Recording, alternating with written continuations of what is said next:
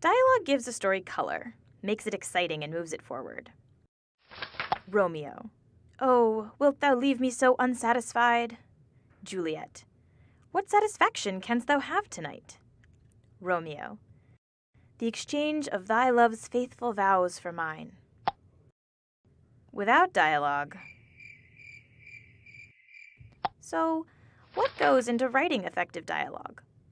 Well, there are social skills, making friends, solving conflicts, being pleasant and polite.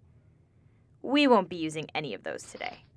Instead, we'll be working on, let's call them antisocial skills. If you're a writer, you may already have a few of these. The first is eavesdropping. If you're riding a bus and hear an interesting conversation, you could write it all down. Of course, when you write fiction, you're not describing real people. You're making up characters. But sometimes the words you overhear can give you ideas. I did not, says one person. I saw you, the other replies. Who might be saying those words? Maybe it's two kids in a class, and the boy thinks the girl pushed him.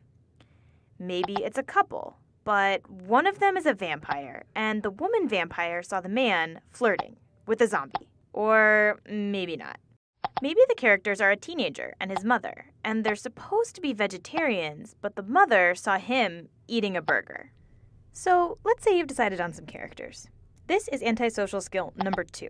Start pretending they're real. What are they like? Where are they from? What music do they listen to? Spend some time with them. If you're on a bus, think about what they might be doing if they were there too. Would they talk on the phone, listen to music, draw pictures, sleep? What we say depends on who we are. An older person might speak differently than a younger person. Someone from the South might speak differently than someone from the North.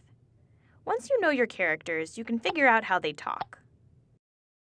At this stage, it's helpful to use antisocial skill number 3, muttering to yourself. When you speak your character's words, you can hear whether they sound natural, and fix them if necessary. Remember, most people are usually pretty informal when they speak. They use simple language and contractions. So, do not attempt to lie to me sounds more natural as, don't try to lie to me. Also, keep it short. People tend to speak in short bursts, not lengthy speeches. And let the dialogue do the work. Ask yourself, do I really need that adverb? For instance, your money or your life, she said, threateningly. Here, threateningly is redundant, so you can get rid of it. But if the words and the actions don't match, an adverb can be helpful. Your money or your life, she said, lovingly. So, to recap. First, eavesdrop. Next, pretend imaginary people are real. Finally, mutter to yourself, and write it all down. You already have everything you need. This is fictional dialogue, or how to hear voices in your head.